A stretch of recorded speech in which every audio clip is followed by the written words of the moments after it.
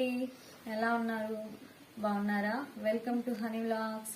ఇవాళ మా వారు ఆఫీస్ నుంచి వచ్చేటప్పుడు పనసకాయని తెచ్చాడండి.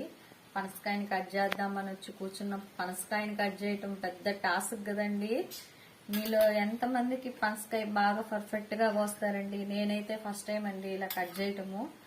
గిన్నెలో ఆయిల్ తీసుకొని చాకుకి ఆయిల్ అప్లై చేసుకొని పనసకాయకి కూడా ఆయిల్ పూసి కట్ చేస్తున్నాము. వర్షాలు మొదలయ్యాయి కదండి, ఇప్పుడే కదా పనసకాయలు ఎక్కడ పట్టుకున్న గుట్టలు గుట్టలుగా ఉంటున్నాయి. సక్సెస్ఫుల్ గా పనసకాయని కట్ చేసేసాను. ఇప్పుడు పనస తొనల్ని తీసుకొని, స్మెల్ అయితే బాగా మగ్గిన కాయలాగుందండి. వండుదండి పనసకాయ, అసలు స్మెల్ అయితే చాలా బాగుంది. స్మెల్ భలే వస్తుంది. ఫస్ట్ టైం అండి నేను పనసకాయని కట్ చేయటం. పర్వాలేదు, బాగానే కట్ చేశాను. పనస గింజల్ని కూడా ఇలా పక్కన పెట్టుకున్నాను.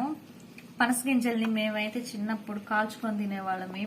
అప్పుడంటే పొయ్యిలు ఉన్నాయి కదా, ఇప్పుడు ఏ ఉడకబెట్టుకోనైనా ఇంకా కర్రీ కూడా చేసుకుని తింటారు. పనసకాయతో బిర్యానీ కూడా చేస్తారు కదా, పనసకాయ బిర్యానీ చేస్తారు.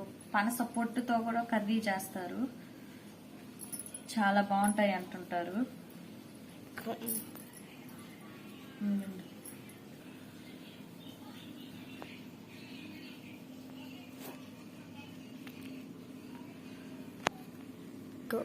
ఈ పనస తొనలన్నీ ఒలిచి కట్ చేసే లోపల నాకైతే 3/4 గంట టైం పట్టిందండి. మొత్తానికి కంప్లీట్ చేసేసాను.